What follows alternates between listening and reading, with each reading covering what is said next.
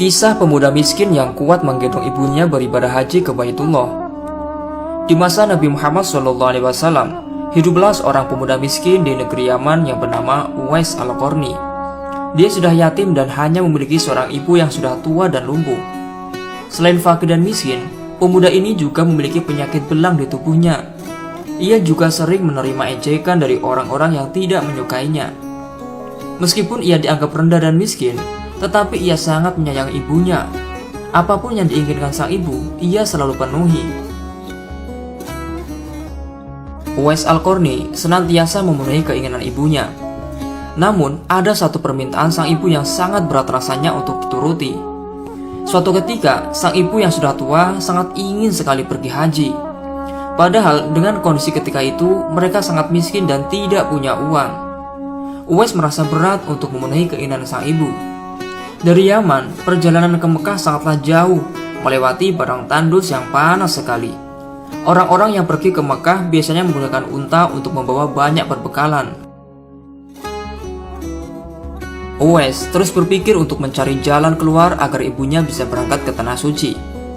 Kemudian, dibelilah seekor anak lembu dan Uwais membuat kandang di puncak bukit. Setiap pagi, ia bolak-balik menggendong anak lembu itu naik turun bukit. Banyak orang yang menganggap aneh tindakan Uwais tersebut. Setelah 8 bulan berat lembu Uwais telah mencapai 100 kg. Nah, saat tiba musim haji, Uwais merasa otot-ototnya sudah kuat dan siap mengangkat beban berat. Dia pun menggendong sang ibu dari Yaman ke Mekah untuk menunaikan ibadah haji. Di Tanah Suci, Uwais Al-Qarni dengan tegap menggendong ibunya wukuf di Arafah dan tawaf di Ka'bah. Di depan Ka'bah air mata sang ibu tumpah.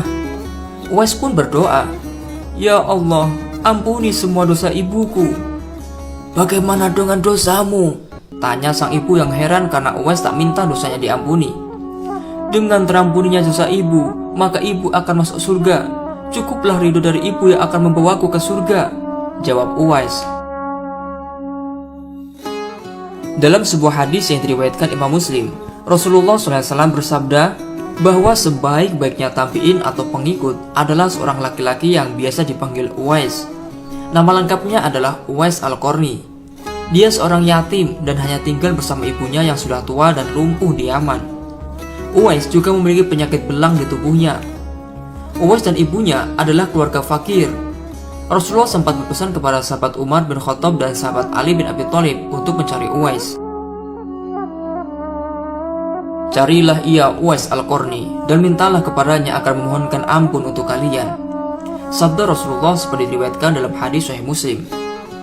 Siapa sebenarnya Uwais Al-Qarni sehingga begitu istimewa bagi Rasulullah? Uwais dan ibunya masuk Islam setelah mendengar seruan Nabi Muhammad SAW dari Mekah. Uwais adalah sosok pemuda yang solih dan sangat memuliakan ibunya. Uwais senantiasa merawat dan memenuhi semua permintaan ibunya. Pada satu waktu, Uwais meminta izin kepada ibunya untuk berjumpa dengan Rasulullah SAW yang saat itu berada di Madinah. Ibunya mengizinkan dan berpesan kepada Uwais agar cepat pulang karena merasa sakit-sakitan. Sesampainya di Madinah, Uwais langsung menuju rumah Rasulullah. Namun sayang, Uwais tak bisa menemui Rasulullah sebab beliau sedang di medan perang. Teringat pesan sang ibu agar lekas kembali ke Yaman, Uwais dengan terpaksa pamit kepada Siti Aisyah radhiyallahu anha, yaitu istri Rasulullah yang ketika itu ada di rumah. Tak lupa dia menitipkan salam untuk Rasulullah. Sebab bakti yang luar biasa itu, Allah SWT pun lalu memberikan karunia untuk Uwais. Penyakit belang Uwais seketika itu juga sembuh, hanya tertinggal bulatan putih di tengkuknya. Tanda di tengkuk itu merupakan sebuah tanda sebagaimana disebutkan Rasulullah kepada sahabat Umar bin Khattab dan Ali bin Abi Thalib untuk mengenali Uwais. Pada akhirnya, sahabat Umar dan Ali berhasil menemui Uwais. Dan seperti pesan Rasulullah, mereka berdua lalu meminta Uwais mendoakan mereka agar diampuni oleh Allah SWT. Beberapa tahun setelah bertemu dengan sahabat Umar dan Ali, Uwais kemudian meninggal dunia. Masyarakat Yaman ketika itu heran sebab banyak orang berebut untuk memandikan, mensolatkan, dan menguburkan jenazah Uwais.